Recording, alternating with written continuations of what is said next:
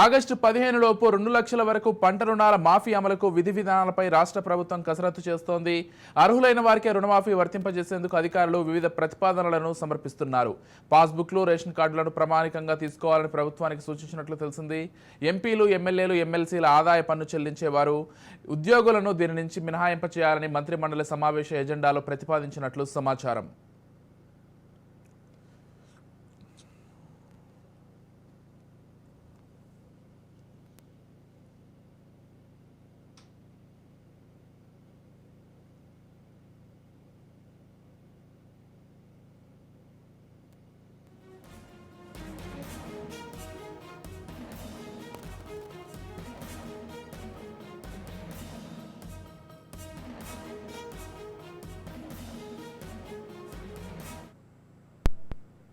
పంట రుణాల మాఫీపై వారంలో సమావేశం నిర్వహించాలని ప్రభుత్వం భావిస్తోంది.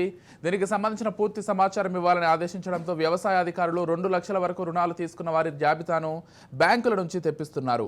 మరో 2-3 రోజుల్లో ఈ జాబితాను అధికారులకు చేరనుంది. ఈలోపే రుణమాఫీకి సంబంధించి ఎవరెవరికి అమలు చేయాలనే దానిపై వ్యవసాయ శాఖ వివిధ ప్రామాణికాల ప్రతిపాదన విస్తృత స్థాయిలో అధ్యయనం చేస్తోందని ప్రభుత్వ వర్గాలు తెలిపాయి.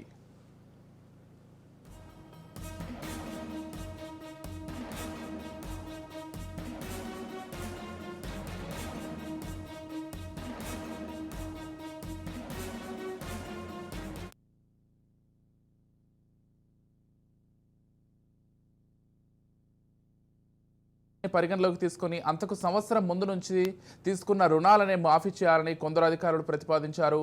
దీనికి ప్రభుత్వం విముఖత చూపింది. 2018 డిసెంబర్ 12 నుంచి తీసుకున్న పంట రుణాలు రెన్యువల్ అయిన వాటికి మాఫీ అమలు చేయాలని యోచిస్తోంది.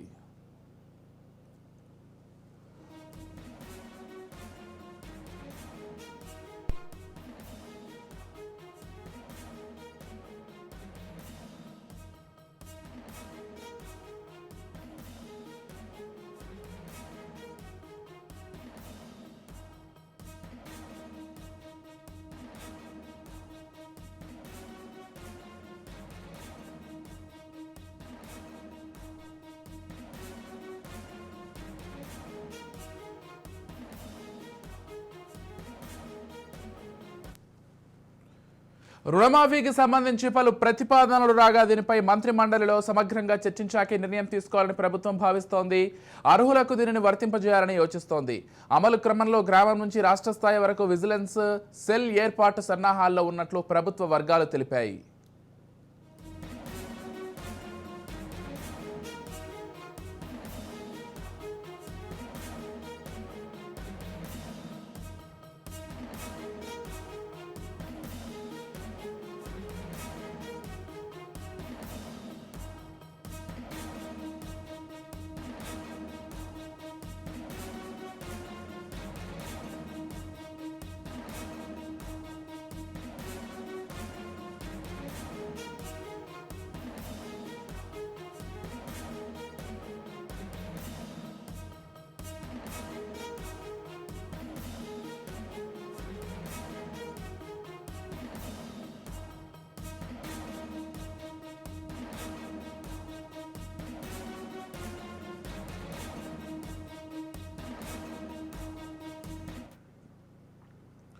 రైట్, మొత్తంగా రుణమాఫీకి సంబంధించి ప్రస్తుతం ప్రభుత్వం ఏం ఆలోచిస్తోంది, ఎవరెవరికి కోత విధించాలనుకుంటోంది, ఎవరెవరికి ఇవ్వాలనుకుంటోంది, మొత్తం వివరాలకు సంబంధించి పూర్తి సమాచారం అంచడానికి మా ప్రతినిధి విక్రాంత్ ఫోన్ ద్వారా సిద్ధంగా ఉన్నారు.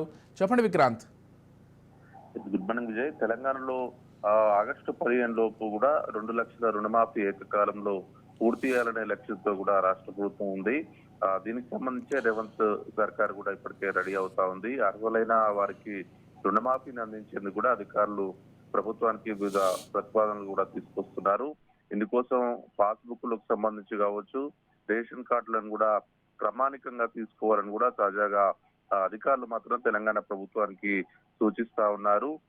మరోవైపు ప్రజాప్రతినిధులుగా ఉన్నటువంటి ఎంపీలు, ఎమ్మెల్యేలు, ఎమ్మెల్సీలతో పాటు ఆదాయ పన్ను చెల్లించేవారు, అదేవిధంగా ఉద్యోగులకు కూడా దీని నుంచి మినహాయింపులు ఇవ్వాలని కూడా మంత్రివర్గ సమావేశంలో కూడా ప్రతిపాదించే అవకాశం కూడా కనిపిస్తా ఉంది. దానికి సంబంధించి అధికారులు కూడా స్పష్టమైన హామీలు ఇస్తా ఉన్నారు.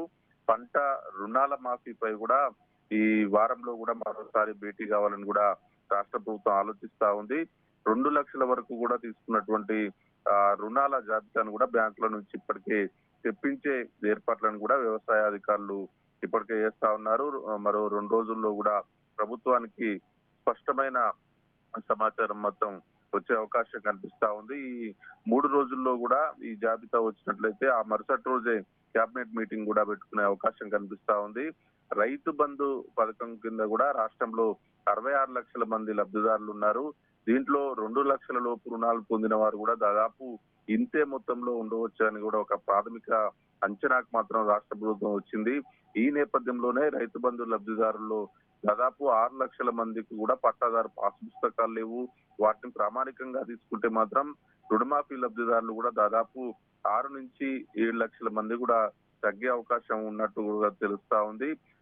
మరోవైపు రేషన్ కార్డులు మాత్రం గతంలో బీఆర్ఎస్ ప్రభుత్వ హయాంలో కూడా గత 9 సంవత్సరాల్లో కూడా ఏ ఒక్కరికి వచ్చిన పరిస్థితి లేదు. ఈ నేపథ్యంలో కూడా మరో 5 లక్షలకు పైగా రైతులు కూడా దీనివల్ల నష్టపోయే అవకాశం ఉంటుంది. ఒకవేళ కుదింపు జరిగితే రుణమాఫీ వర్తింపజేస్తారు, కానీ పాస్బుక్లు రేషన్ కార్డులు లేని కారణంగా కూడా రైతులు నష్టపోయే అవకాశం కనిపిస్తా ఉంది. మొత్తానికి పాస్బుక్లు రేషన్ కార్డులు ఆదాయ పన్ను చెల్లింపుదారులకు ఉద్యోగులు కావచ్చు, ప్రజాప్రతినిధులు కావచ్చు, వీళ్ళంతా తొలగిస్తే కూడా కేవలం 40 లక్షల మంది వరకే రుణమాఫీ వర్తింపజేసే అవకాశం కనిపిస్తా ఉంది. ప్రస్తుతం రాష్ట్రంలో 36 లక్షల మంది కూడా ఈ కేంద్ర ప్రభుత్వం వేస్తున్నటువంటి పిఎం కిసాన్ సమ్మాన్ నిధి పథకం నిధులు కూడా అందుతా ఉన్నాయి.